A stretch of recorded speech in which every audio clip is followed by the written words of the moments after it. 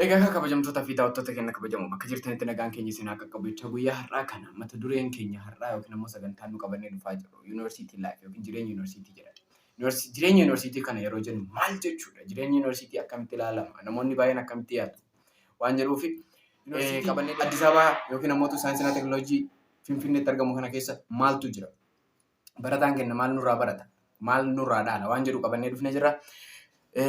Kanuma wajjin sagantaan keenya eegalee jira. Sintaayyoon maal yaada? Mee maal jedha? Waan jedhu yoo qabaate itti fufuu danda'a. Okay, carraa waan kennitaniif galatoomne jecha.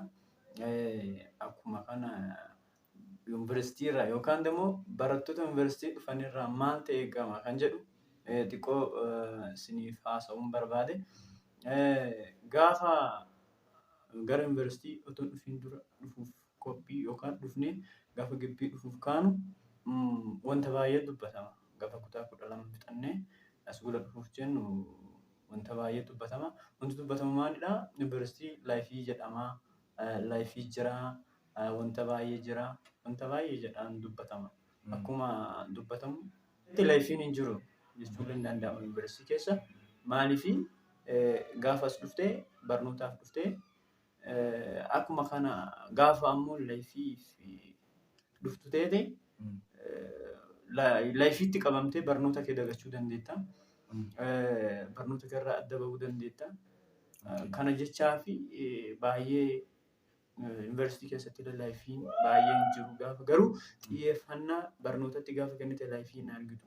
Laayifii gaafa argitu sunumaa barnoota hin danda'a yookaan immoo barnootaaf akkas jettee barnoota salphaa jettee gaafa barnootatti of kennuu dhabde gaafa san laayifii jettee gara laayifiitti yoo deebise barnoota kee addaan kutuu dandeetta. Barnooti kee ammoo si jalaa hafuu danda'a.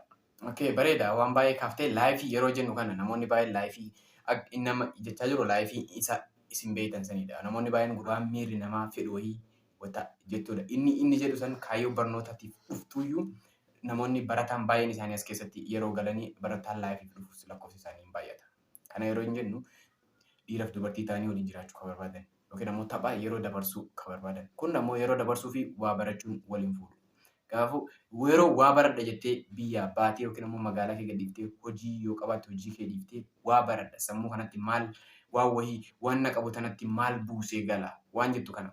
Laayifii yeroo jennu laayifiin hin jira. Laayifiin jiraatu ammoo laayifiin namoota baratanii wal argita.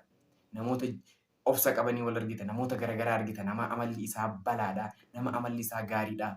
Nama garteetiin yoo ati salaama jetteen illee yoo ati nagaa jetteen nagaa uumaa si deebiseeti si bira dabu. Gariin dammoo yoo ati nagaa gaafatte deebi'ee dammoo nagaa san maaliif nagaa fatteef rakkoo keessa si galchuu jira. Waa hedduutu si mudata. Kan ammoo yuunivarsiitii keessatti inni argitu. Hawaasa garaagaraatu jiraata. Namoonni tokko uummata yaada garaagaraa qabantu jira. Yaadni isaan ittiin deeman sun yaada kufaa neegatiiv saayidii qabantu jira dubbii isaanii keessatti. Kana jechuun waa hedduu si mudata. Waliin jireenya namoota hedduu argita. Namoonni hedduu waliin jiraatu. Ammoo nama hedduu waliin jiraatta. Nama hedduu waliin jiraatta gaafa siin jedhu kun namoota naannawa garaagaraati.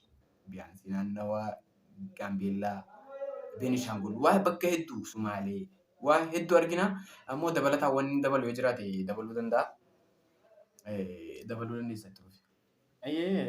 Dhaamsa kiyyaa xumuraa isin dabarsuu barbaadu. Akkuma kanas obboleewwan keenya kan gara yuunivarsiitii dhufuuf qopheerra jirtanu jalqaba otoo dhufiin dura karoora keessan baafachuu qabdanii.